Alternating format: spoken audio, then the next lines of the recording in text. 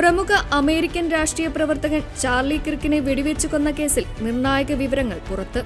കൊലപാതകത്തിന് ശേഷം പ്രതിയായ 23-കാരൻ ടൈലർ റോബിൻസൺ തന്റെ അപ്പാർട്ട്മെന്റിലെത്തി കരഞ്ഞുകൊണ്ട് കുറ്റസമ്മതം നടത്തിയതായി മുൻ റൂംമേറ്റും പങ്കാളിയുമായ ലാൻസ് ടിങ്സ് കോടതിയിൽ സാക്ഷ്യപ്പെടുത്തി. ഞാനത് ചെയ്യാതിരുന്നെങ്കിലെന്ന് ആഗ്രഹിച്ചു പോകുന്നു എന്ന് റോബിൻസൺ തന്നോട് പറഞ്ഞതായാണ് ടിങ്സിന്റെ വെളിപ്പെടുത്തൽ. യൂട്ടാ കോടതിയിൽ നടക്കുന്ന പ്രാഥമിക വാദത്തിനിടയിലാണ് കേസിൽ വഴിത്തിരിവായേക്കാവുന്ന ഈ വിവരങ്ങൾ പ്രോസിക്യൂഷൻ പുറത്തുവിട്ടത്. വധശിക്ഷ വരെ ലഭിക്കാവുന്ന ഈ കേസിൽ വിചാരണ തുടരാൻ ആവശ്യമായ തെളിവുകളുണ്ടോ എന്ന് തീരുമാനിക്കുന്നതിനാണ് ഈ ആഴ്ച കോടതി വാദം കേൾക്കുന്നത്.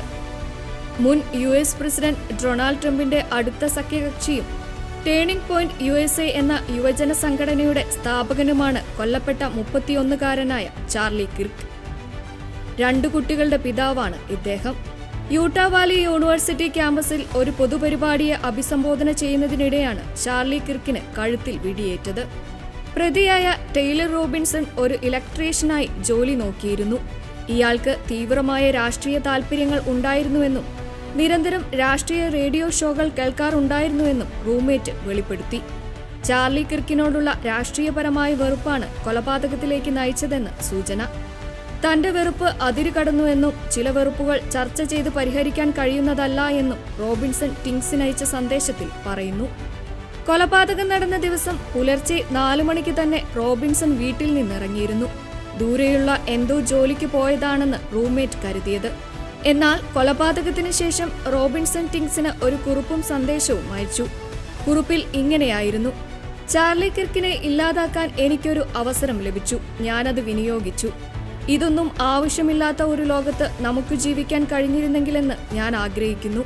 ദയവായി ഈ ജീവിതത്തിൽ സന്തോഷം കണ്ടെത്താൻ ശ്രമിക്കൂ. ടിങ്സ് ഫോണിലൂടെ നീയല്ല ഇത് ചെയ്തത് അല്ലേ എന്ന് ചോദിച്ചപ്പോൾ ഞാൻ തന്നെയാണ്, ക്ഷമിക്കണമെന്നായിരുന്നു റോബിൻസന്റെ മറുപടി. കൊലപാതകത്തിനുപയോഗിച്ച ബോൾട്ട് ആക്ഷൻ റൈഫിളിന്റെ ചിത്രങ്ങളും പ്രതിയുടെ വീട്ടിൽ നിന്നും സംഭവ സ്ഥലത്തു നിന്നും കണ്ടെടുത്ത വെടിയുണ്ടകളും പ്രോസിക്യൂഷൻ കോടതിയിൽ ഹാജരാക്കി. വെടിയുണ്ടകളിൽ ഫാസിസ്റ്റ്, ഇത് വായിച്ചാൽ നീ സ്വവർഗ അനുരാഗിയാണ് എന്നിങ്ങനെയുള്ള വാചകങ്ങൾ കൊത്തിവെച്ചിട്ടുണ്ടായിരുന്നു. സ്വന്തമായി വെടിയുണ്ടകളിൽ ലിഖിതങ്ങൾ കൊത്തിവെക്കുന്നതിനായി പ്രതി മാസങ്ങൾക്ക് മുൻപ് ഒരു കൊത്തുപണി ഉപകരണം വാങ്ങിയിരുന്നതായി റൂംമേറ്റ് കോടതിയെ അറിയിച്ചു. കൂടാതെ സംഭവ സ്ഥലത്തു നിന്നും കണ്ടെടുത്ത തോക്ക്, സ്ക്രൂ ഡ്രൈവർ, ടവൽ എന്നിവയിൽ നിന്നും റോബിൻസന്റെയും ടിങ്സിന്റെയും DNA സാന്നിധ്യം FBI കണ്ടെത്തിയിട്ടുണ്ട്. കൊലപാതകം നടത്തിയ ശേഷം തന്റെ അപ്പാർട്ട്മെന്റിലേക്ക് മടങ്ങിയെത്തിയ പ്രതി അടുത്ത ദിവസം വൈകിട്ടോടെ മാതാപിതാക്കൾക്കൊപ്പം വാഷിംഗ്ടൺ കൗണ്ടി ഷെരീഫ് ഓഫീസിലെത്തി കീഴടങ്ങുകയായിരുന്നു.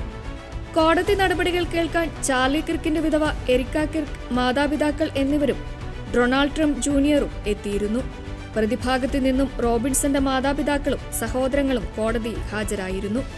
മകന്റെ കുറ്റസമ്മത സന്ദേശങ്ങൾ കോടതിയിൽ വായിച്ചു കേട്ടപ്പോൾ പ്രതിയുടെ അമ്മ നിയന്ത്രണം വിട്ടു കരഞ്ഞു. കേസിലെ പ്രാഥമിക വാദങ്ങൾ കോടതിയിൽ തുടരുകയാണ്.